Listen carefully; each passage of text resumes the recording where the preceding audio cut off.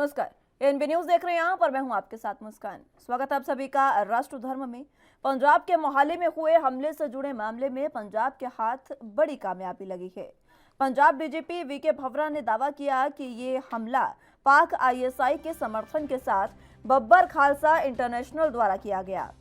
इस हमले के मुख्य आरोपी की भी पहचान हो गई है। पंजाब पुलिस के मुताबिक मोहाली में पुलिस के इंटेलिजेंस हेडक्वार्टर पर आरपीजी हमले के मुख्य साजिशकर्ता की पहचान लखबीर सिंह के रूप में हुई।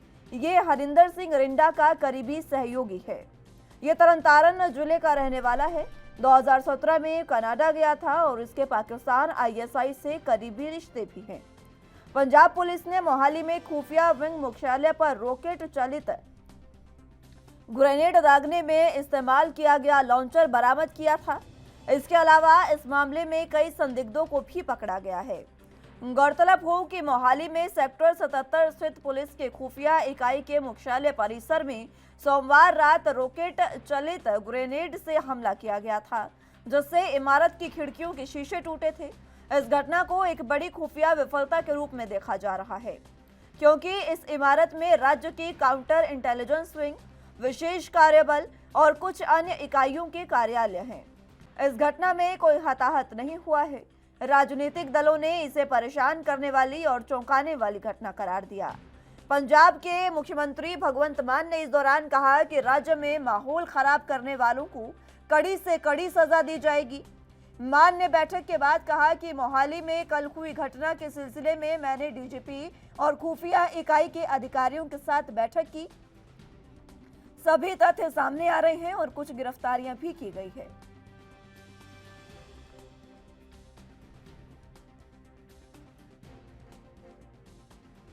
काउंटर इंटेलिजेंस ਅਤੇ मोहाली जिला पुलिस ने दिन रात एक करके इस केस ਨੂੰ 3 दिन लगा के आज चौथे दिन ਅਸੀਂ बैठे हैं, ये केस ट्रेस किया है।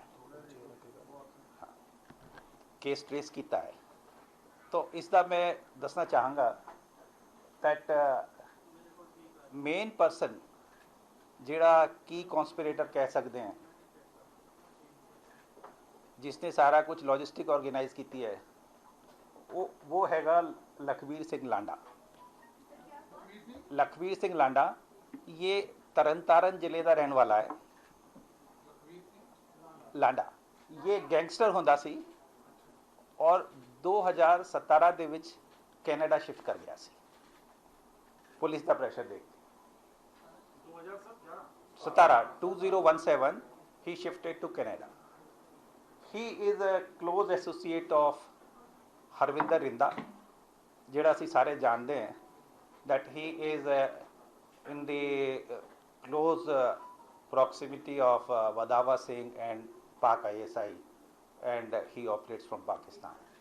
So Rinda and Landa, this axis, so we can see that BKI and gangster,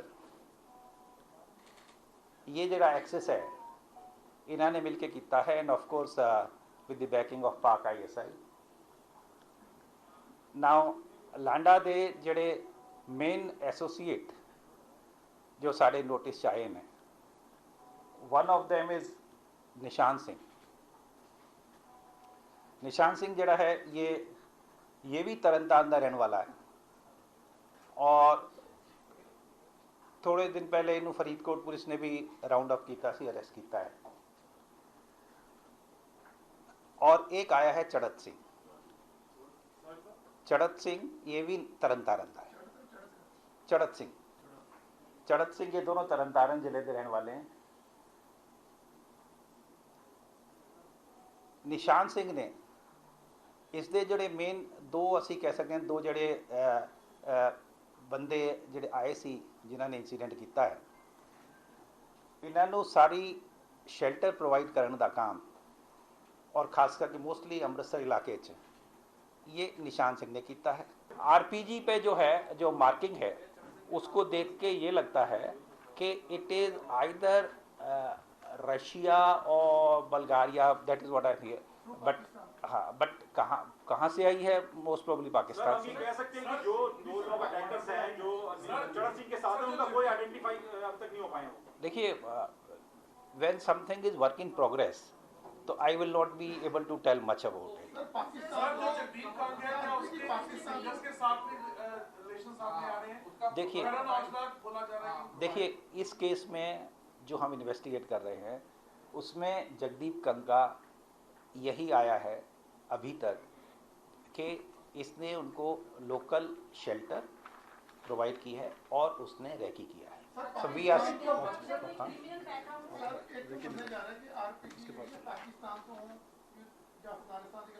Pakistan ਦਾ ਸੀਗਾ ਕਿ ਕਿਉਂਕਿ ਹਥਿਆਰ ਕਾਫੀ ਪਾਕਿਸਤਾਨ ਤੋਂ ਆ ਰਹੇ ਸੀਗੇ ਇਹ ਸਰ ਹੋ ਗਿਆ ਵੀ ਪਾਕਿਸਤਾਨ ਤੋਂ ਜਿਹੜੇ ਵੈਪਨ ਕਿਤੋਂ ਜੇਐਨਕੇ ਦੀ ਵੀ ਕਿਤਨੀ ਮੀਟਰ ਨੰਬਰ ਦੀ ਬਕਾਲਾ ਪਾਕਿस्तान ਤੋਂ आया एक सी पाकिस्तान तो आने दे चांस उस इलाके बहुत ज़्यादा हैं। तरनतारन असी बॉर्डर से बैठे हैं एंड पिछले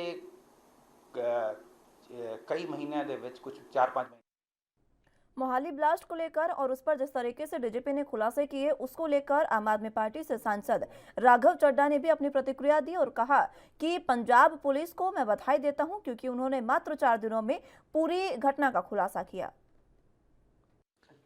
देखिए, सबसे पहले तो मैं पंजाब पुलिस को बधाई देता हूं कि उन्होंने 4 दिन के अंदर इस पूरे मोहाली आरपीजी केस को सॉल्व किया है, क्रैक किया है, अक्यूज्ड कौन आइडेंटिफाई किया है, तमाम लोग जो इस पूरी इस इंसिडेंट को अंजाम देने में लगे थे, जिनके यहाँ पर अक्यूज्ड को शेल्टर दिया गया, जिनके असिस्टेंस से ये सारा काम हुआ, उन सबको अरेस्ट किया है और कौन इसके ओरिजिनल असली परपरट्रेटर्स हैं, मास्टरमाइंड हैं, उन्हें आइडेंटिफाई किया है। तो मैं पंजाब पुलिस को 4 दिन में ही इस इतनी बड़ी घटना को क्रैक करने में, उस केस को सॉल्व करने में जो उन्होंने तत्परता दिखाई है, जिस अलैक्रिटी से काम किया, उनको बधाई देता हूँ।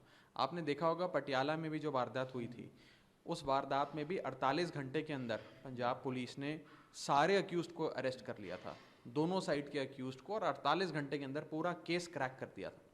तो मैं पंजाब पुलिस की इस काबिलियत की बहुत मैं सराहना करता हूँ, उन्हें बधाई देता हूँ। मैं आपको बता दूँ कि जहाँ तक लॉ एंड ऑर्डर की बात है, भगवंत मान साहब की सरकार लॉ एंड ऑर्डर को लेकर गंभीर है और ये मान सरकार की अटमोस्ट प्रायोरिटी है, सबसे ज़रूरी प्राथमिकता है। सबसे पहले 5 अप्रैल को भगवंत मान साहब की सरकार ने एंटी गैंगस्टर टास्क फोर्स का गठन किया था, AGTF। एक गैंगस्टर कल्चर, बहुत सारे गैंगस्टर्स कहीं ना कहीं पनप रहे थे पंजाब में, बड़े बड़े उद्योगपतियों को, बिजनेसमैन को, व्यापारियों को भी फिरौती के लिए, किडनैपिंग्स, न जाने कितना परेशान किया जा रहा था। उस गैंगस्टर राज पे एक फुल स्टॉप लगाने का काम मान सरकार ने किया और AGTF ने, मुझे बताते हुए खुशी है कि 5 अप्रैल से लेकर आज तक 100 से ज़्यादा गैंगस्टर्स को पकड़ा है, अरेस्ट किया है। 80 से ज़्यादा वेपन्स, जिसमें पिस्टल्स, राइफल्स, न जाने कौन कौन से वेपनरी इन्वॉल्व, उन सारी चीज़ों को इन्होंने कहीं ना कहीं अब अपने कॉन्फिस्केट किया, अपने कब्जे में लाए हैं और एक लॉ एंड ऑर्डर के व्यवस्था को बहाल करने के लिए, उसे कायम करने के लिए, पीस एंड हार्मनी कायम करने के लिए पंजाब पुलिस और मान सरकार पूरी तरीके से तत्पर है। मैं एक तो अगर आप उस दिन पंजाब पुलिस के DGP साहब ने भी प्रेस कॉन्फ्रेंस करके इस बात को कहा था कि जो एवरेज क्राइम रेट है, अगर आप देखें मंथ ऑन मंथ, तो पुरानी सरकारों के मामले में क्राइम रेट में कमी आई है, डिप हुआ है। लेकिन हाँ, कुछ बेहद परेशान करने वाली सीरियस घटनाएं, पटियाला की बात करें, मोहाली की बात करें, ये हुई हैं, जिसको बहुत सीरियसली माननीय मुख्यमंत्री भगवंत मान साहब ने लिया है। हाई लेवल मीटिंग्स भी कंडक्ट करी और साथ ही साथ 24 घंटे वो अपनी पुलिस कर्मियों के कांटेक्ट में रहते हुए पूरे केस को ट्रैक किया और क्रैक किया। मुझे ये लगता है, मैं आपको साफ तौर पे कहना चाहता हूँ कि आम आदमी पार्टी की पंजाब सरकार, भगवंत मान साहब की सरकार, किसी भी सूरत में पंजाब में लॉ एंड ऑर्डर को डिस्टर्ब करने या पंजाब की पीस एंड हार्मनी को नुकसान पहुंचाने में कोई भी शख्स अगर इन्वॉल्व है तो उसे बख्शा नहीं जाएगा, बिल्कुल नहीं बख्शेगी। पीस, कोई भी पावर हो, कितनी बड़ी ताकत क्यों ना हो, उसका क्या मकसद हो, पंजाब के अंदर शांति, अमन, प्यार, भाईचारा और कानून व्यवस्था को भंग करने का अगर कोई सपना भी लेगा तो उसे बख्शेगी नहीं मान सकती। तो इसी मुद्दे पर चर्चा की शुरुआत करेंगे, लेकिन उससे पहले वक्त एक छोटे से ब्रेक का है, फौरन हाजिर होंगे।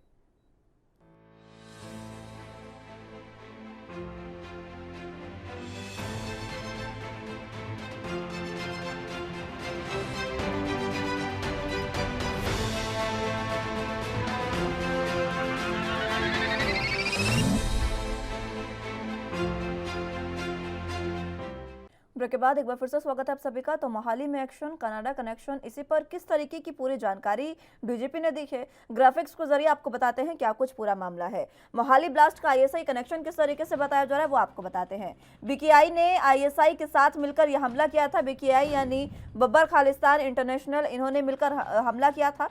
कनाडा में बैठे लखबीर सिंह ने इस पूरे हमले की साजिश रची थी।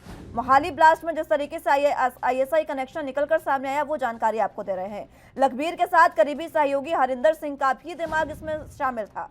हमले का मकसद पंजाब पुलिस को चेतावनी देना था, ये भी उन्होंने साफ कर दिया है। इसी के साथ आपको बता दें कि जिस तरीके से बीकेआई ने यानी बब्बर खालिस्तान इंटरनेशनल ने आईएसआई के साथ हमला किया, उसमें कैसे क्या हुआ वो भी आपको बता रहे हैं। तरन तारण को आतंकियों ने आतंक का गढ़ बनाया। कमर बात और बलजीत कौर के घर में हमलावर सबसे पहले रुके थे। उसके बाद मोहाली में जगदीप सिंह कंग के घर में ये हमलावर ठहरे और जब मोहाली में ये पहुंच गए, जगदीप सिंह ने इनको सहारा दिया और उसके बाद 9 मई को जगदीप के उसके साथ दो जो हमलावर हैं वो रैकी करने गए थे। शाम के समय ये रैकी करने गए थे। उसके बाद रात के समय चरत सिंह ने साथियों के साथ यहाँ पर हमला बोला। जो हमला था वो किया गया, ब्लास्ट किया गया। उसके बाद निशान सिंह ने सोनू की मदद से चतर सिंह को आरपीजी दी थी, ये भी आपको बता दें। और चतर सिंह ही वो मास्टरमाइंड है जिसने वहां पर हमला किया था। हमलावर तक AK-47 बलजिंदर सिंह ने पहुंचाई थी। ये पूरी सिलसिलेवार तरीके से बता रहे हैं किस तरीके से क्या घटना हुई। अभी तक किस किस की गिरफ्तारी हो चुकी है वो भी बता दें आपको। 6 लोगों की अभी तक गिरफ्तारी हुई है, जिसमें कमर बात और बलजीत कौर, इन दोनों की गिरफ्तारी हो चुकी है। कमर बात और बलजीत कौर, इन दोनों के घर की तरन तारण में जो आतंकी हैं वो रुके थे। उसके बाद बलजिंदर और अनंतदीप सोनू की गिरफ्तारी हो चुकी है। सोनू जिसकी मदद से चतर सिंह को आरपीजी दी गई और इसी के साथ जगदीप कंग और निशान सिंह भी पकड़े गए हैं। जगदीप कंग और निशान सिंह जिन दोनों के घर में जिन्होंने आतंकियों को शेल्टर प्रोवाइड करवाया वो ये लोग हैं। 3 आरोपी अभी भी फरार चल रहे हैं। 3 आरोपी जो पुलिस की गिरफ्त से बाहर हैं, उनके बारे में अगर जानकारी आपको दें तो हमला करने वाले चरत सिंह जो हैं वो इस समय फरार हैं और उनके साथ ही 2 लोग भी फरार चल रहे हैं।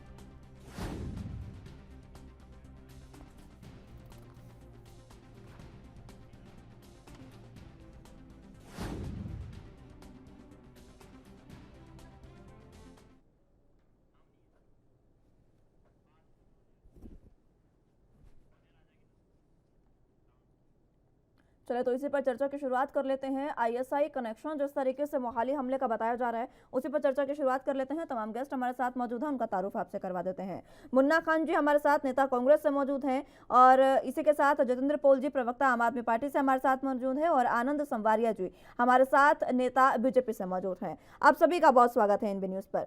सबसे पहले मैं जितेंद्र पोल जी आप ही के पास आना चाहूंगी। खुलासा तो हो गया है, आम आदमी पार्टी की पीठ भी थपथपाई जा रही है। राघव चड्ढा ने जिस तरीके से कहा, पुलिस को बधाई दी कि सरकार ने ये किया, सरकार ने वो किया, लेकिन इस हमला जिस तरीके से आईएसआई कनेक्शन से जोड़कर इसको देखा जा रहा है, पंजाब में आम आदमी पार्टी के पास पहली बार पूरा राज्य आया, उसके बावजूद इस तरीके की घटनाएं। मुस्कान जी ऐसे है, एक पहली बात तो ये है भी ये जो घटना हुई है ये अति निंदन योग है। ये एक कायरता भरपूर स्टेप है आतंकवादियों का।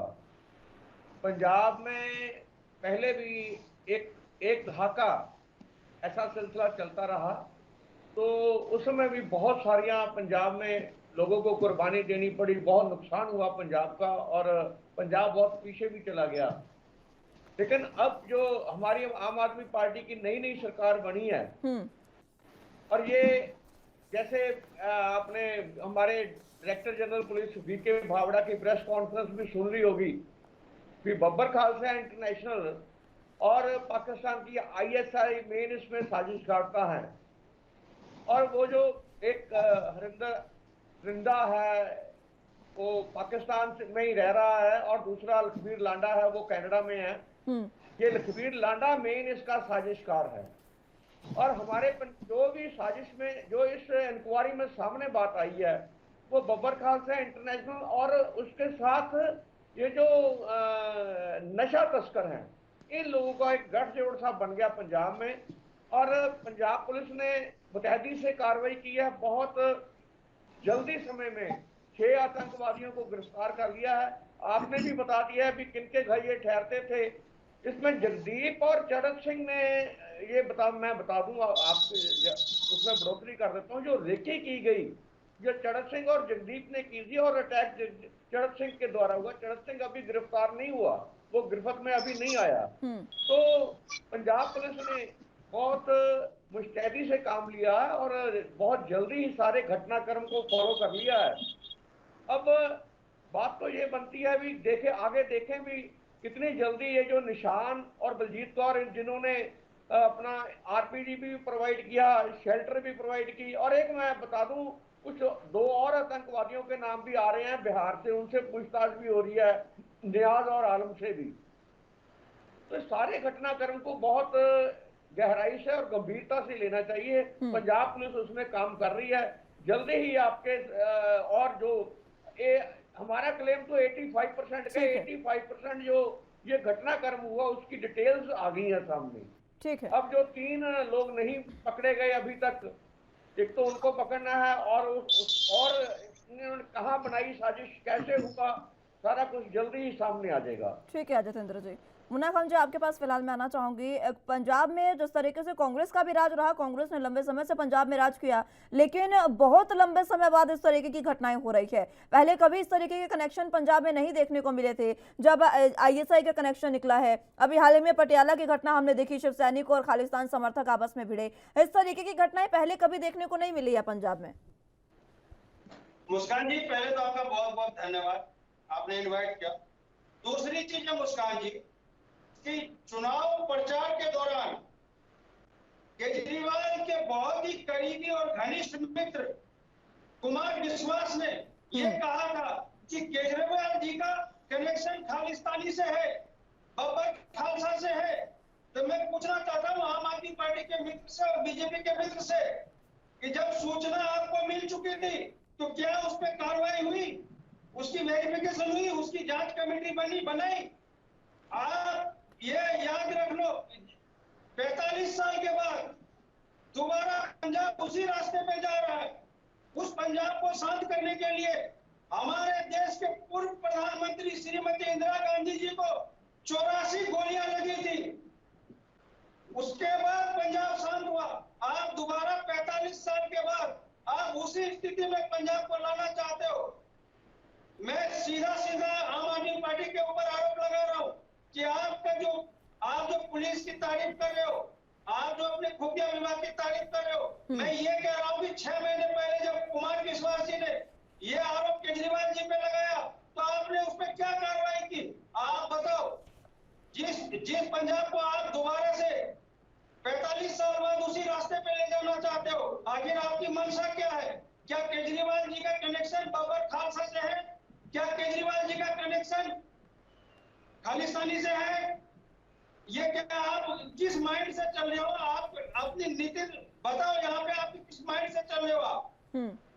ठीक है आनंद जी, जिस तरीके से चुनावों के समय में अरविंद केजरीवाल का कनेक्शन बताया गया था तमाम खालिस्तानी संगठनों से, उनको बताया गया था खालिस्तान समर्थक वो हैं, और उसी के बाद पंजाब में जैसे ही आम आदमी पार्टी की सरकार आती है तो कुछ ही समय बाद इस तरीके की घटनाएं एक के बाद एक होनी शुरू हो जाती हैं। मुस्कान जी आप सीधा मैं आ रही हूँ, मुन्ना खान जी आ रही हूँ आपके पास। आनंद जी से मेरा सवाल। मुस्कान जी देखिए, जो हालात से अब मेरा पंजाब जो सुनहरा पंजाब था वो गुजर रहा है, उसका पुलिस को मैं भी बधाई देता हूं कि उन्होंने ये जो मोहाली का रॉकेट अटैक हुआ है उसमें कुछ लोग को ढूंढा है और मेहनत करके पता किया है। बट मैं डीजीपी साहब और माननीय मुख्यमंत्री पंजाब के ध्यान में लाना चाहता हूं कि ये तो एक बिगनिंग है, ये तो एक वार्निंग थी। ISI के चीफ ने कहा और जो खालिस्तान के चीफ ने कहा कि मैं जहां भी कर सकता हूं, मैं पावरफुल हूं। ये तो ये जो हमारी आप गवर्नमेंट है, आम आदमी पार्टी की गवर्नमेंट है, माननीय मुख्यमंत्री जी को एक उन्होंने ओपन चैलेंज दिया है। देखिए मुस्कान जी, आरपीजी से अटैक करना कोई आसान काम नहीं है। मैं आरपीजी जानता हूं क्या चीज है, क्योंकि मैं आर्मी में देख चुका हूं इसको। अगर वो आरपीजी लेकर, पहले तो मुद्दा यहाँ पे ढूंढना है। अभी इन्होंने लिंडा को आइडेंटिफाई किया है, और वो रिंदा जो एक मस्केटियर है, उनके साथ मिलकर ये करना चाह रहे हैं। बट माहौल बहुत बुरा है पंजाब का, चाहे आप पटियाला में चले जाइए, और आज फरीदकोट में लिखा हुआ है वहां खालिस्तान जिंदाबाद। तो मुझे ये सोचने पे मजबूर करने हो गया है कि ऐसा क्या हुआ जब से आम आदमी पार्टी की सरकार बनी है, ये खालिस्तान का मुद्दा इतनी तेजी से ऊपर क्यों उठ रहा है, ये सोचने की बात है।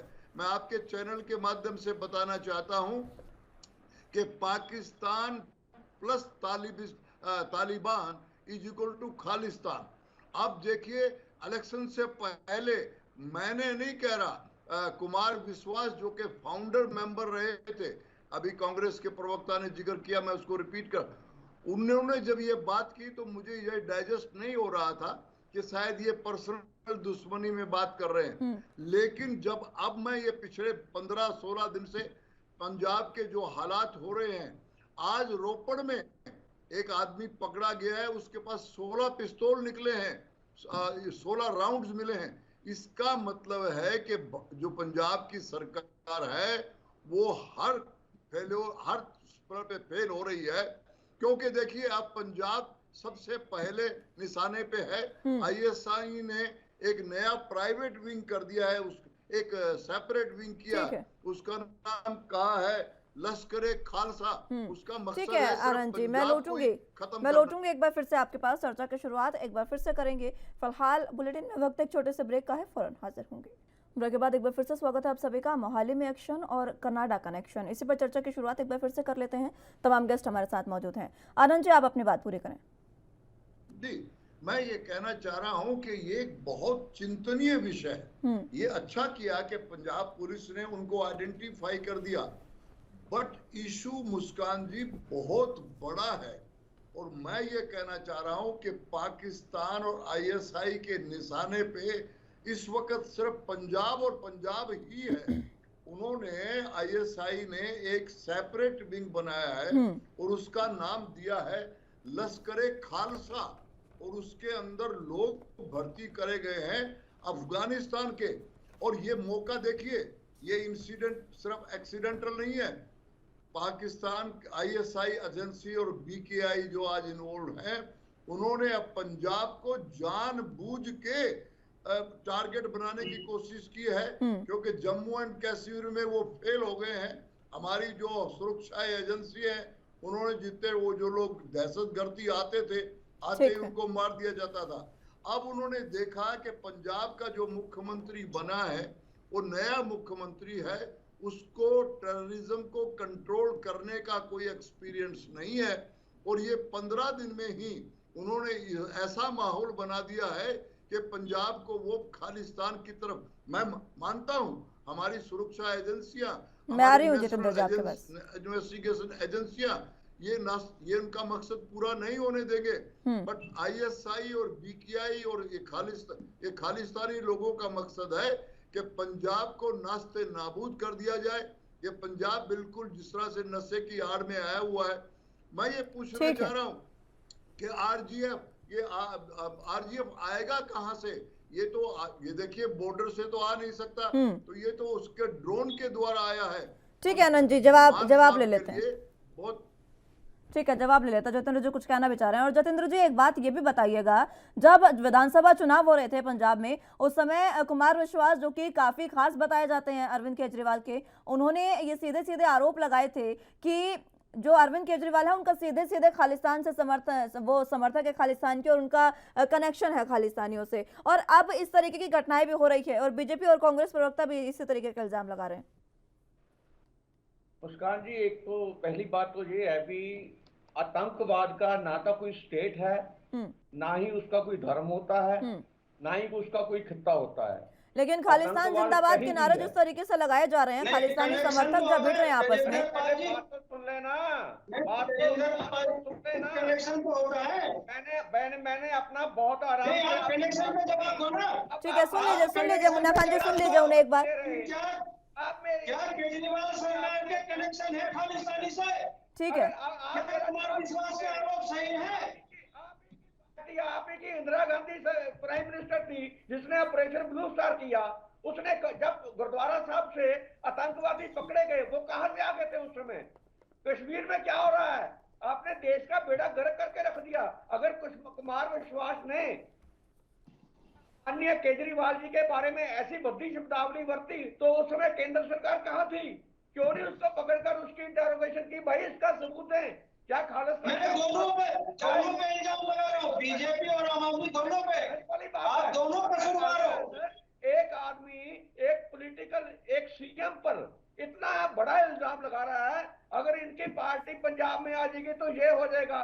अतः बताइए, आज कश्मीरी पंडित जो उन्होंने कहा था वो तो हो रहा है ना जितेंद्र जी। विधानसभा चुनावों में जो आरोप लगाए छोड़ दीजिए अब उससे, लेकिन उन्होंने जो कहा वो तो अब देखने को मिल रहा है ना पंजाब में। पटियाला में क्या हुआ, उसके बाद मोहाली में और फरीदकोट में जिस तरीके की घटनाएं हो रही हैं, उनसे क्या कहेंगे आप? आप भी सुन ले अब आराम से। जो पंजाब में देखने को मिल रहा है, जो पीछे 5 साल कांग्रेस की सरकार थी, उसका मुख्यमंत्री कैप्टन अमरिंदर सिंह 4.5 साल अपने महल से बाहर नहीं आया। पाकिस्तानी दोस्त हमारे 4.5-5 साल हमारे स्टेट में रही है। वो जब ये टिकट में बैठता है ये सारे हमारे आने से आतंकवाद थोड़ी फैल जाएगा। इसकी सारा कुछ प्लानिंग जो होती रही पिछले लंबे अरसे से होती रही। सेंट्रल गवर्नमेंट क्यों सेंट्रल गवर्नमेंट अरूसा आलम खान का उसका वीजा क्यों एक्सटेंड करती रही? क्या वो पाकिस्तान की डिफेंस जर्नलिस्ट नहीं थी? पाकिस्तान वो इंडिया में इतने समय कैसे रहती रही पंजाब में? ये 2 महीने की बात नहीं है। आतंकवाद बिहार में जो नक्सलवादी मूवमेंट चल रही है, ये 2 महीने की बात नहीं है। कश्मीर में 2 महीने वाली बात नहीं है। खालिस्तान के नारे वो तो पठान उधर धर्मशाला में भी लिखे गए ने। वहां किसकी सरकार है? वहां तो बीजेपी की सरकार है। उस समय बीजेपी से भी सवाल पूछा गया, तो अब आपसे सवाल पूछा जाएगा ना। ठीक है, मुन्ना खान जी कुछ कहना चाह रहे हैं? मैं ये कहना चाह रहा हूँ, तेजेंद्र पाल जी सुन ले। आपसे सुनूंगा और बीच में नहीं बोलूंगा। मैं ये कह रहा हूँ कि केजरीवाल जी के बिल्कुल करीबी लोग और घनिष्ठ मित्र कुमार विश्वास ने जो आरोप लगाया, आज वो आरोप सिद्ध होता दिख रहा है। और मैं आम आदमी पार्टी से और बीजेपी दोनों से सवाल है, एक से नहीं है, दोनों से इसलिए सवाल है कि बॉर्डर का 50 किलोमीटर का दायरा बीजेपी केंद्र सरकार के हाथों में है और राज्य का सुरक्षा का दायरा सीएम के हाथ में, तो कसूरवार दोनों है। मैं ये कह रहा हूं, जब खालिस्तानी नारे लग रहे हैं, जब ये बब्बर खालसा के नारे लग रहे हैं, वहां पे बब्बर खालसा द्वारा ये भटकाया जा रहा है वहां पे आवाम को, तो आप 45 साल से शांत पंजाब को आप दोबारा से सुलगाने की कोशिश कर रहे हो। आप उसी रास्ते पे ले जा रहे हो। ये केजरीवाल जी भी कोई अलग नहीं है, ये आरएसएस का छोटा रिचार्ज है, ये उसी के मानसिकता से निकले हुए लोग हैं और दोनों मिलकर पंजाब को फिर से उसी रास्ते पे लाना चाह रहे हैं। कितनी लोगों की मौतें हुई थी, कितनी कुर्बानियां दी गई, हमारे प्रधानमंत्री को 84 गोलियां लगी, वो शहीद हो गई, उसके बाद ये पंजाब शांत हुआ। लेकिन आज ये बीजेपी और आम आदमी पार्टी के द्वारा दोबारा से उसी रास्ते पे ले जाने का काम हो रहा है। मैं पूछना चाहता हूँ दोनों प्रवक्ता से, क्या आप इस चीज को सीबीआई आपको इनपुट दी नहीं क्या कि बब्बर खालसा और ये खालिस्तानी ग्रुप एक्टिव हो रहा है पंजाब में? कहाँ गए आपके इंटेलिजेंस ब्यूरो? कहाँ है आपका लॉ एंड ऑर्डर? कहाँ है आपकी सुरक्षा? चलिए, मैं आ रही हूँ आपके पास लौटूंगी। आनंद साहब, जल्दी से जितेंद्र जी जवाब दीजिएगा इस बात का, आखिर कहाँ है सुरक्षा व्यवस्था पंजाब में? और ये तो सिर्फ चेतावनी थी, ये भी ध्यान रखिएगा कि ये सिर्फ और सिर्फ चेतावनी थी, आगे क्या होगा नहीं पता। कोई बात नहीं, एक बात तो मैं आपको क्लियर कर दूं मुस्कान जी, कुमार विश्वास कभी हमारी पार्टी में थे। ये उन्होंने जो एलिगेट किया वो पंजाब की में आम आदमी पार्टी की पॉपुलैरिटी को देखकर उन्होंने इसीलिए वो सारे राज जानते हैं। सुन ले, किसकी शय पर किया मैं उस पार्टी को एलिगेट नहीं करूंगा, बिना किसी वजह से किसी को मैं एलिगेट नहीं करूंगा, लेकिन कुमार विश्वास ने क्यों ऐसी स्टेटमेंट दी, क्या इसकी कोई इंक्वायरी हुई और उसके क्या उसके बाद क्या हुआ? अब बात आ रही है दोबारा हमारे पंजाब में जो ये घटनाक्रम हुआ, आप क्या मानते हैं भी ये केवल और केवल आम आदमी पार्टी के आने से हो गया? इसकी पूरी साजिश क्या मालूम, ये जो आरपीजी ब्लास्टिंग मटेरियल है ये कहां से पाकिस्तान से आया, वहां कैसे आ गया पंजाब में? क्या हमारी border security force CRPF force हमारी सेना क्या कर रही है वहां? ये टेररिस्ट कहां से नशा आ रहा है पंजाब में, कौन लेके आ रहा है? ये क्या आम आदमी पार्टी लेके आ रही है? ये सारी की इंक्वायरी होनी चाहिए, इसका व्हाइट पेपर जारी होना चाहिए। इंक्वायरी तो आप ही करेंगे ना जतेंद्र जी, इंक्वायरी तो आप ही करेंगे, पंजाब में आपकी सरकार है ना। जो इतनी बड़ी मेजोरिटी आम आदमी पार्टी को मिली है, हम पूरा सक्षम तरीके से काम कर रहे हैं, हमने बहुत बड़े 2 महीने में काम करके दिखा दिए हैं। पहले तो इस तरीके की चीजें कभी नहीं हुई, लेकिन आम आदमी पार्टी की सरकार जैसे ही आई 15 दिनों बाद इस तरीके की घटनाएं हो जाती हैं। ठीक है आनंद साहब, अपनी बात रखिए। ये सारी मैं आ रही हूँ, कांग्रेस सरकार की देन है, आ रही हूँ जतेंद्र की देन है जी। आनंद साहब, ये आम आदमी पार्टी को दोष नहीं दिया जा सकता इसका। मुस्कान जी, मैं आपके बड़े इंपॉर्टेंट चैनल के माध्यम से आज मैं सारे पॉलिटिशियन जो प्रवक्ता यहाँ बैठे हैं, आज मुद्दा एक दूसरे पे दोषारोपण का नहीं है, आज मुद्दा पंजाब का है। ये वो पंजाब जो कि पाकिस्तान के बिल्कुल साथ सटा हुआ है, जो भारतवर्ष का एक सिरमौर है, वो पंजाब गोल्डन पंजाब होता था, उसका हाल जो हालात इस वक्त हो गई है। लेकिन मुस्कान जी, उस चीज को भी हम नकार नहीं सकते, चाहे कुमार विश्वास अब वो आम आदमी पार्टी के मेंबर नहीं है। मैं तो कह रहा हूं, जब उन्होंने चेतावनी दी थी तो मैंने उसको मजाक में छोड़ दिया था, लेकिन जो असली हालात इस वक्त हो रहे हैं, 15 दिन से जिस तरह से डेवलपमेंट हुई है, उसको हम नकार नहीं सकते। सारे पंजाबी बहुत चिंतित हुए हैं, भारत सरकार चिंतित हुई है। कांग्रेस तो इस वक्त पॉलिटिकल रोटियां सेकना चाहती है, क्योंकि उनका कोई स्टेक है नहीं है। कांग्रेस तो नास्ते नाबूद हो चुकी है, उनकी तरफ से तो जितना भी आग लगे अच्छा है। मैं ये कहना चाह रहा हूं कि ये एक चेतावनी है पंजाब सरकार के लिए, और मैं ये कहना चाह रहा हूं कि इस वक्त मान साहब के लिए सबसे बड़ी, उनसे बड़ी जिस वक्त मेजोरिटी लेके वो बैठे हुए हैं, पंजाबियों ने दिल खोल के उनको वोट दिए हैं, और 92 एमएलए के साथ वो सरकार बना के बैठे हैं। उनको चाहिए कि वो नेशनल लेवल पे राफ्ता करके, और नेशनल लेवल पे एनआईए ने ऑलरेडी इसका संज्ञान ले लिया है, आईएन की टीम आई हुई है। ये इंसिडेंट तो एक आई ओपनर है आने वाले समय में जो कुछ होने वाला है, बिकॉज पंजाब अब सिर्फ टारगेट है कश्मीर में। लेकिन कांग्रेस आपसे पूछ रही है आनंद साहब, कांग्रेस आपसे ये पूछना चाह रही है, सुनिए, कांग्रेस आपसे पूछना चाह रही है कि बीएसएफ के 50 किलोमीटर का दायरा तो केंद्र के अंदर आता है, ये सवाल पूछना चाह रहे हैं वो आपसे। हाँ नहीं, मैं सवाल का जवाब दे रहा हूँ। देखिए, मैंने बताया कि कांग्रेस तो इस वक्त सिर्फ रोटियां सेकने के सिवाय कुछ नहीं कर सकती। पंजाब ने भी नकार दिया, सारे भारतवर्ष ने नकार दिया। मैं तो मान रहा हूँ सेंट्रल 50 किलोमीटर का दायरा बीएसएफ ने ले लिया है, और उसको सबसे बड़ा कांग्रेस ने किया था, पाई जाई थी। उस समय कांग्रेस ने विरोध किया था या नहीं किया था, बात ये नहीं है ना आनंद साहब। बात अब ये है कि अगर 50 किलोमीटर का दायरा बीएसएफ के अंडर आता है, केंद्र के अंडर आता है, तो फिर इस तरीके की घटनाएं क्यों हो जाती है? जिम्मेदार तो फिर दोनों पार्टियां हुई ना। यही तो जिम्मेवारी तो यही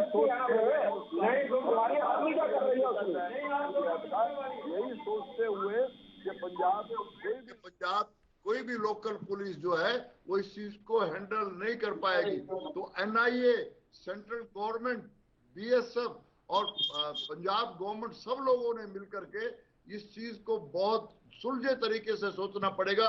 पार्टी पॉलिटिक्स से ऊपर उठ के बात करनी पड़ेगी। खाली ये धमकियां देना कि हम ऐसा पनिशमेंट दे देंगे कि वो याद रखेंगे। देखिए, अब जो लोग आइडेंटिफाई किए हैं उनको वापस मंगवाया जाए, पूरी तरह से आनंद साहब, जवाब नहीं मिला अभी तक, ताकि उन लोगों के जवाब नहीं मिला। आनंद साहब, इस सवाल का एक जवाब दे दीजिए। बीएसएफ के अंडर आता है, बीएसएफ केंद्र के अंदर आती है और केंद्र के अंडर ही 50 किलोमीटर का दायरा आता है। आप तो वो ये बता रहे हैं अभी केवल ये बीएसएफ की जिम्मेवारी। मेरी आवाज आ रही है? मेरी आवाज जी, मैं सुन रही हूँ, आपको सुन रही हूँ, आप अपनी बात रखें।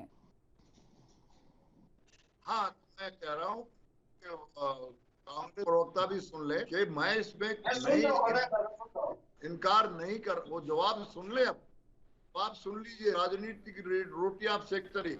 बीएसएफ सेंट्रल गवर्नमेंट के नीचे आता है और बीएसएफ ये जो अभी जो आरजीएफ के आया है, रॉकेट प्रोपेल ग्रेनेड जो आया है, वो कोई आदमी लेकर के नहीं आ सकता, ये ड्रोन के द्वारा है। देखिए, इसके जो आरजीएफ है इसका वजन करीबन 7 किलो होता है और ये जो ड्रोन आते हैं जो हर रोज काफी उड़ के आते हैं, जिसको बीएसएफ गिराया जा रहा है।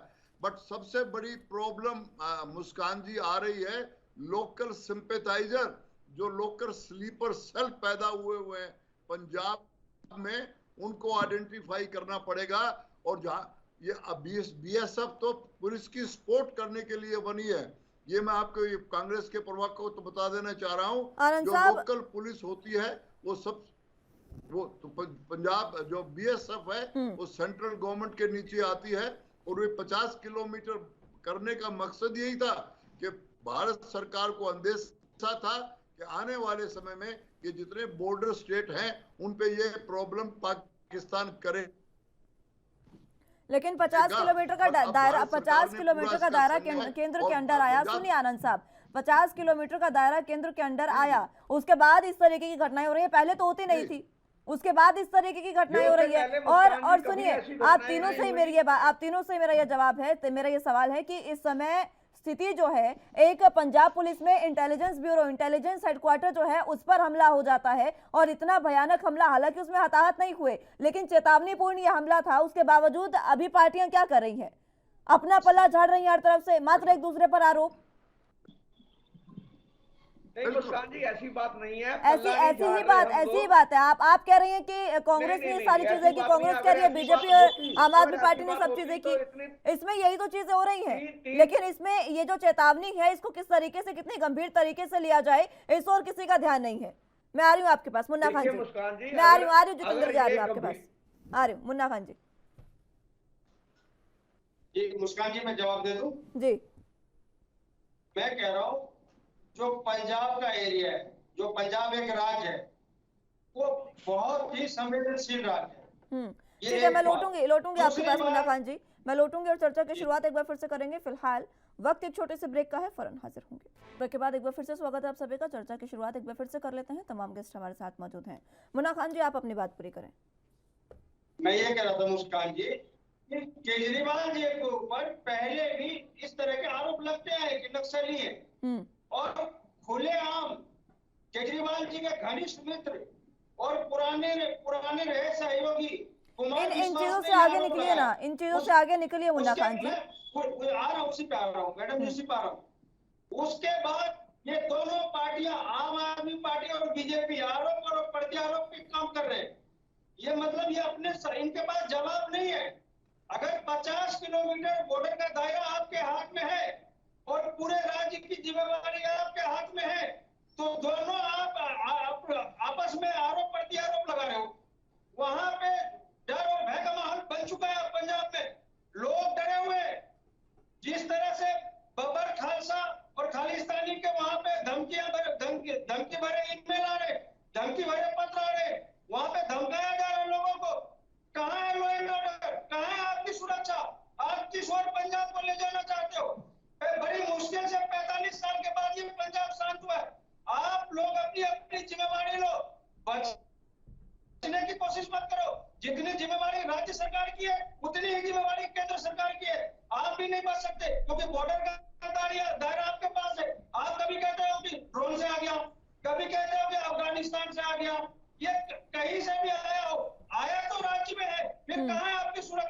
जतिंदर जी सुनिए मुन्ना खान जी सुनिए, जतिंदर पॉल जी तो ये कह रहे हैं कि ये जो पूरी साजिश है इसकी जो पटकथा है वो पहले से लिखी जा रही थी कांग्रेस के राज में।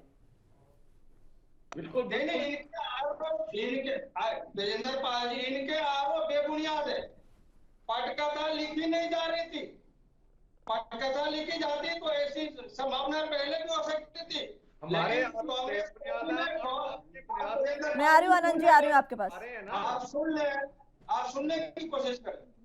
ये स्क्रिप्ट इसलिए हो रहा है क्योंकि ये आरएसएस का छोटा रिचार्ज जो अरविंद केजरीवाल है, ये भी बीजेपी माइंड के लोग हैं। ये उन्हीं के मानसिकता से चलते हैं और इनके इससे बड़ा मौका इन लोगों को कभी नहीं मिलेगा। जब कुमार विश्वास ने कह दिया कि खालिस्तानी से इनके कनेक्शन है, बाबा खालसा से इनके कनेक्शन है, तो क्यों नहीं जांच करवाई केंद्र सरकार जो आज पंजाब डरा हुआ है? क्यों नहीं सुरक्षा दी राज्य सरकार जो आज पंजाब के लोग दहशत में हैं? आ रही हूँ जतिंद्र जी, तेजेंद्र पाल जी से। ठीक है मुन्ना खान जी, मैं जतिंद्र जी लौटूंगे आपके पास। आनंद जी अपनी बात कुछ कहना चाह रहे हैं। आनंद जी जल्दी से बात पूरी करेगा, उसके बाद मैं पॉल साहब के पास जाऊँ। मुस्कान जी, मैं तो मुन्ना खान जी से प्रार्थना करता हूं कि ये इलेक्शन रैली नहीं है जिस तरह से वो भाषण देते हैं। आज के डिबेट बड़ी सेंसिटिव डिबेट है। इसमें हमें पूरा दिमाग लगा के, चाहे वो आम आदमी पार्टी है, चाहे वो बीजेपी है, चाहे वो कांग्रेस है, तो कांग्रेस से मैं ये उम्मीद नहीं करूंगा कि वो कोई कंस्ट्रक्टिव बात करेंगे, क्योंकि जब इनके नेता खुद पोस्टर बॉय बनते हैं चाइना और पाकिस्तान के, इनके नेता जब खुद सुरक्षा एजेंसियों से पूछते हैं कि एयर स्ट्राइक का वो सबूत मांगते हैं, और छोड़िए बातों का, आज मुद्दा वो नहीं है। आज तो मैं ये है कि पंजाब सरकार भारत सरकार के साथ मिलकर के इस चेतावनी को बहुत सीरियस तरीके से ले। पंजाब पुलिस अभी अपनी पीठ ना थपथपाए। भारत सरकार तो कुछ कर ही नहीं रही है इस मसले पर। पंजाब सरकार कुछ तो कर रही है, कम से कम उनको ढूंढने की कोशिश तो कर रही है। भारत सरकार सुनिए, केंद्र सरकार ने तो अभी तक कोई बात ही नहीं कही ना इस मसले पर। नहीं, मैं बता रहा हूँ, हमारी एनआई की टीम आई हुई है। जिस दिन अटैक हुआ था उसी दिन एनआई की टीम आ गई है। और ये जो आज लखबीर लांडा और उनकी बात कर रहे हैं, वो एनआई का एफर्ट है, पंजाब पुलिस का एफर्ट। मैं आज ये नहीं कहना चाह रहा था। एनआई की टीम, नेशनल इन्वेस्टिगेशन एजेंसी, उसी वक्त आ गई थी। लेकिन तो ये चीजें आज हमने सब ने बैठ करके ये करना, और पंजाब को बचाने की कोशिश करनी चाहिए, और होगा, और पंजाब को बचाया जाएगा। ठीक है जतिंद्र पॉल जी, पंजाब पुलिस की सफलता नहीं है, एनआईए की सफलता है, ये कह रहे हैं आनंद साहब। ये तो इनकी अपनी बात है भी एनआईए की सफलता है। एनआईए का काम कुछ और होता है। ये सारी इन्वेस्टिगेशन पंजाब पुलिस कर रही है। एनआईए का जो रोल है वो अपना वो रोल रिगार्डिंग ये ब्लास्टिंग मटेरियल कर रही है, आरपीजी वगैरह। चलो, इनको एनआईए नहीं पता। अगर आपको एनआईए ही नहीं पता तो हो लिया, आपको एनआई का ही नहीं पता तो आम आदमी पार्टी का जो कार्रवाई पंजाब पुलिस कर रही है ना, वो अपने लेवल पे बहुत बढ़िया कार्रवाई कर रही है। आप एनआईए ठीक है, चलिए ठीक है, एनआईए पर बहस करने से बेहतर होगा अपनी बात रखें। हाँ देखिए, तो अपना इतनी बड़ी मैंने पहले ही बोला था, इतनी संवेदनशील घटना है ये, इस पर कोई पॉलिटिक्स नहीं होनी चाहिए, लेकिन ये लोग इस पर रुक नहीं सकते। मैं आपको सीधी सी बात बता देता हूँ, पंजाब में पहले कभी ड्रोन देखे नहीं गए थे, लेकिन जब से कैप्टन अमरिंदर की सरकार आई पंजाब में, तो ये पंजाब में ड्रोन आने शुरू हो गए। तो यही तो हम कहना चाह रहे हैं, पंजाब में खालिस्तानी जिंदाबाद के नारे भी पहले नहीं लगे थे, आम आदमी पार्टी की सरकार आने के बाद लगे। पहले नहीं लगे। पंजाब 45 साल से शांत था, उसको आपने दोबारा आग लगाने की कोशिश की। आप झूठ बोल रहे हो। पाकिस्तानी कभी खालिस्तानी के नारे नहीं लगे। मेरी बात सुन ले, आप ध्यान से सुने। पंजाब में सबसे पहले खालिस्तान का आगाज इसी कांग्रेस ने शुरू किया है। इसी के बेअंत सिंह की उसका रोल था उसमें पूरा। कैसे आतंकवाद शुरू हुआ। जतिंद्र जी, समय भी देखिए, समय भी समाप्त हो रहा है। छोड़िए किसने किया किसने नहीं, आप मुझे ये बता दीजिए, क्योंकि ये चेतावनी थी, दोबारा अब आगे आपके पास क्या प्लान है इसको रोकने के लिए? देखिए, पंजाब सरकार इसमें बहुत गंभीर है। सभी लेवल पे मीटिंग्स हो रही हैं। डीजीपी की उसने प्रेस कॉन्फ्रेंस में सारी जो भी एक point two point step by step सारी कार्रवाई बताई है। क्या बॉर्डर स्टेट क्या बॉर्डर स्टेट है, इस वजह से क्या, सुनिए कहां से बॉर्डर्स पर सुरक्षा बढ़ा दी गई है क्या? बॉर्डर्स पर सुरक्षा बढ़ा दी गई है? सामने अभी आ जाएगा, अब रह गए जो पकड़ने वाले उनको भी पकड़ लिया जाएगा और आगे मैं पूछ रही हूँ जो पकड़ने वाले उनको तो पकड़ेंगे ही आप। बॉर्डर की सुरक्षा बढ़ाई गई क्या? हेडक्वार्टर की इंटेलिजेंस हेडक्वार्टर की सुरक्षा बढ़ाई गई? वो तो बीजेपी का काम हो गया ना, बॉर्डर पे सुरक्षा बढ़ाना। आपने अपील की, सुनिए आपने अपील की बीजेपी से? बीजेपी का काम है। आपने अपील की बीजेपी से? बीजेपी बिल्कुल। ये तो देखिए मुस्कान जी, इस जब से ये घटनाक्रम हुआ है, अपनी नाकामी का जिम्मा, अपनी नाकामी का ठीकरा दूसरों पर मत फोड़िए जितेंद्र जी। हम देखिए, हम अपनी नाकामी का बांटा दूसरे पर नहीं फोड़ रहे हैं कभी भी। हमने जो काम करना था हमने किया है। बॉर्डर हमारे पास आपने सुरक्षा तक नहीं बढ़ाई है। बॉर्डर की चेतावनी, इतनी गंभीर चेतावनी पुलिस हेडक्वार्टर पर, सुनिए, पुलिस हेडक्वार्टर जहां पर इंटेलिजेंस ब्यूरो आपका है, पूरी सेना बल वहां पर रहती है, वहां पर इस तरीके का हमला हो जाता है और आप सुरक्षा तक नहीं बढ़ाते हैं। क्या करेगी पंजाब में आम आदमी पार्टी की सरकार? ये आरपीजी कहां से आया, ये आप बताएं। आप आरपीजी पर अटके हुए हैं अभी तक। मैं आपसे पूछ रही हूँ पंजाब की सरकार कर क्या रही है? सुरक्षा नहीं बढ़ाई है आपने अभी तक। पंजाब की सरकार, सेंट्रल गवर्नमेंट ने बीएसएफ की सुरक्षा पंजाब की सरकार कैसे बढ़ा सकती है? तो पंजाब सरकार कुछ नहीं करेगी? पंजाब सरकार अपील भी नहीं कर सकती है क्या केंद्र सरकार से? पंजाब सरकार के पास पंजाब पुलिस है, बॉर्डर पर जो सुरक्षा बढ़ानी, हाँ जी, ये पंजाब का काम नहीं है। ठीक है, ये अपनी जिम्मेदारी से भागना होता है जितेंद्र जी, लिख के रखिएगा।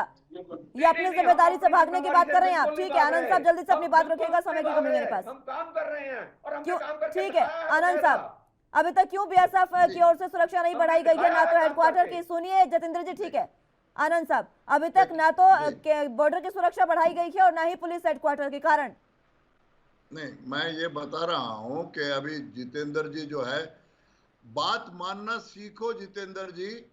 पॉलिटिकल खेलने आप का जितेंद्र जी मौका को नहीं छोड़िए है। ना, पंजाब आनंद चल साहब रहा अपनी है। बात करें। आपने सुरक्षा बढ़ा दी, बार हुआ है। आपने सुरक्षा बढ़ा दी, बढ़ानी चाहिए, बढ़ानी चाहिए। तो कौन बढ़ाएगा? कौन बढ़ाएगा? पंजाब गवर्नमेंट बढ़ाएगी। चलिए, ये बॉर्डर स्टेट, यही सबसे बड़ा कारण है। बॉर्डर स्टेट में आप आम आदमी पार्टी को कहिए, आम आदमी पार्टी आपको कहेगी, लेकिन इससे पूरे मसले में बेड़ा गर्क पंजाब का होगा। बिल्कुल बिल्कुल क्या आपको सुरक्षा बढ़ानी चाहिए? केंद्र के अंदर आती है बीएसएफ, केंद्र के अंदर है सारी सुरक्षा, उसके बावजूद भी आप सुरक्षा नहीं बढ़ा रहे हैं। नहीं, और आम आदमी पार्टी सारा ठीकरा बोल रही है यहाँ पर। इनका जो हेडक्वार्टर है, मोहाली का हेडक्वार्टर पंजाब के नीचे आता है। ठीक है, पहले आप दोनों बैठकर, ठीक है आनंद साहब और जितेंद्र जी, आप दोनों पहले बैठकर अपना मसला सुलझा लीजिए कि आखिर हेडक्वार्टर आता किसके अंडर है। पंजाब की जनता को बाद में देख लेंगे, पहले आप यही मसला सुलझा लीजिएगा। बहुत बहुत शुक्रिया आप तीनों का हमारे साथ जुड़ने के लिए और तमाम अहम जानकारी और तमाम अहम चर्चा हमारे साथ करने के लिए। लेकिन फिलहाल जिस तरीके से कनाडा कनेक्शन पंजाब में मोहाली ब्लास्ट में देखने को मिला, और ये जो ब्लास्ट हुआ, इस तरीके की ये चेतावनी है और आगे इस तरीके की घटनाएं और हो सकती है। ये खालिस्तानी संगठनों की ओर से इशारा है और आईएसआई की ओर से भी इशारा है। लेकिन अभी भी पंजाब में आम आदमी पार्टी की सरकार और केंद्र में बीजेपी की सरकार दोनों आपस में इसी मसले पर उलझी हैं कि आखिर हेडक्वार्टर और सेना सुरक्षा बल किसके अंडर आता है। यही कारण है कि पंजाब में इस तरीके की गतिविधियां बढ़ती जा रही है। लेकिन अब देखना होगा कि आगे किस तरीके से इन गतिविधियों को रोका जाएगा। फिलहाल के लिए मेरे साथ बस इतना ही। तमाम अहम खबरों के लिए आप देखते रहे एनबी न्यूज। नमस्कार।